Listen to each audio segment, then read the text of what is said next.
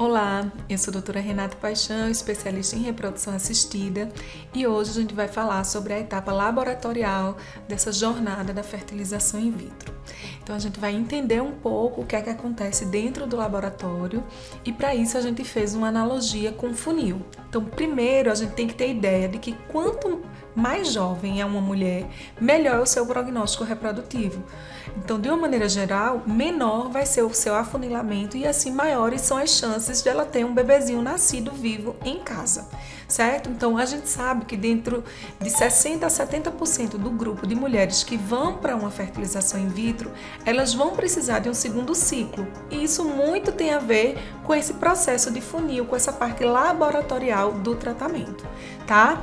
A gente tem que ressaltar que nessa parte do tratamento a gente não tem controle, a gente tem apenas as informações que são passadas pelo embriologista, tá? A gente vai propiciar um ambiente adequado e ideal, o mais próximo do ideal, mas a gente não tem como fazer grandes modificações porque isso tem a ver com a qualidade intrínseca dos gametas, do homem e da mulher envolvidos no processo. Tudo começa com o folículo. Ele é a estrutura que contém um potencial óvulo.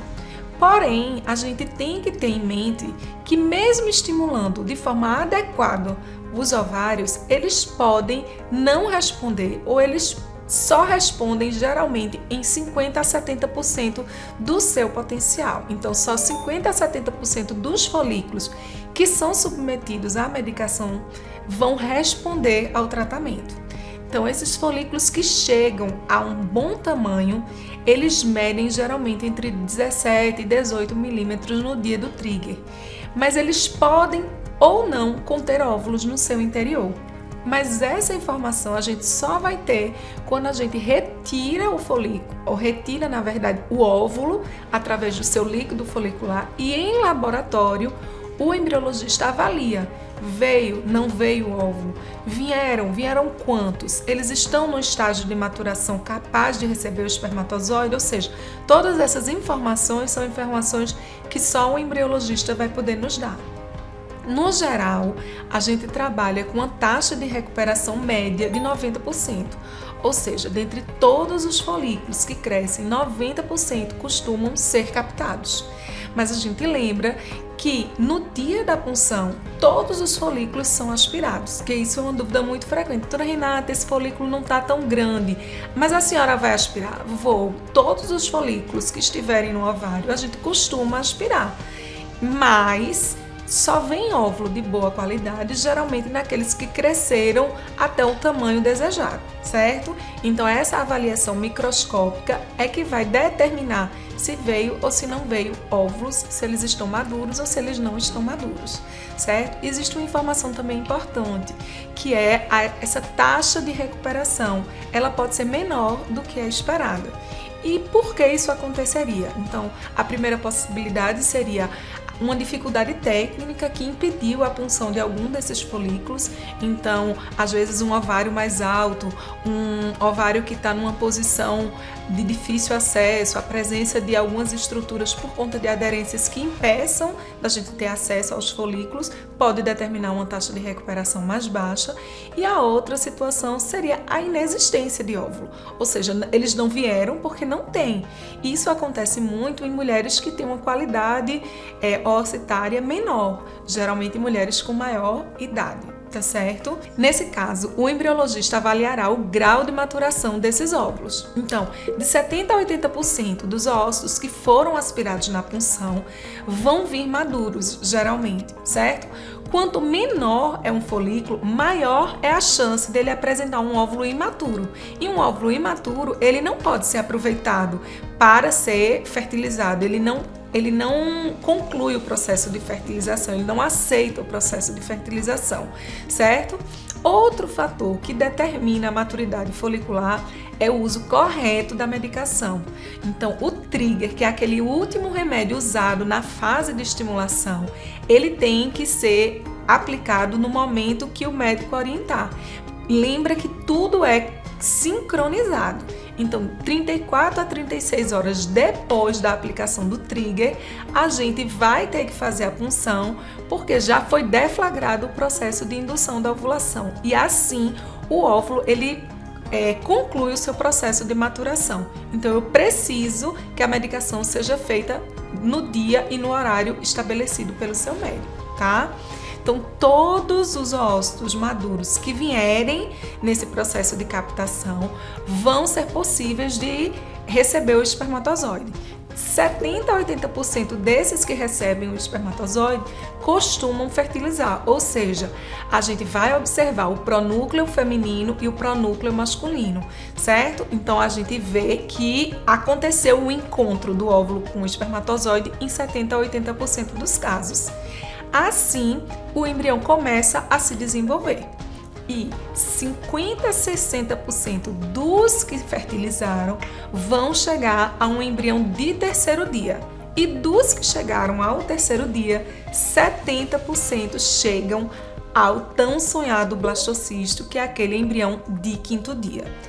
Atualmente, aqui, o nosso grupo prefere transferir os embriões nesse estágio, ou seja, na fase de blastocisto, certo?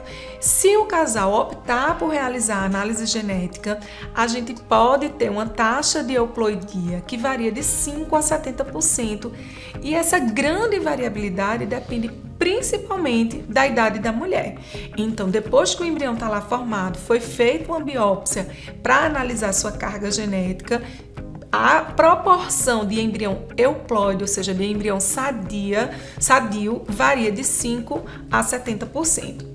Certo? 60% dos casais vão ter um bebê em casa daqueles embriões que são euploides, certo? Então, a gente pode imaginar um exemplo hipotético. Então, uma paciente realizou sua contagem de folículos antrais e ela tem 14 folículos de reserva ovariana. Ela começa o processo de hiperestimulação ovariana e 10 desses folículos chegam a um bom tamanho, ou seja, em torno de 70% respondem de forma satisfatória à estimulação. A gente vai para o processo de coleta e todos os folículos que ao ultrassom estavam de bom tamanho chegam e são captados. Todos vieram, então a gente teve uma taxa de recuperação de 100%, certo? Todos esses vão ser analisados em laboratório, em microscópio, para avaliar se são ou não maduros. Então, nesse exemplo, 8 estarão maduros.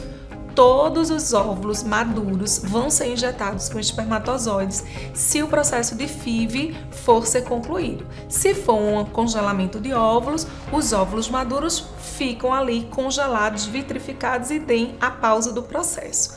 Voltando para a fertilização, eu injetei todos eles com espermatozoides, 6 vão fertilizar. 6 vão progredir no processo, mas apenas 3 vão chegar no estágio de blastocisto, ou seja, vão chegar no 5º dia de desenvolvimento de forma adequada. Então, esses embriões podem ou não ser analisados geneticamente e, se forem, a possibilidade deles virem euploides, ou seja, geneticamente normais, vai depender diretamente da idade da mulher. Certo?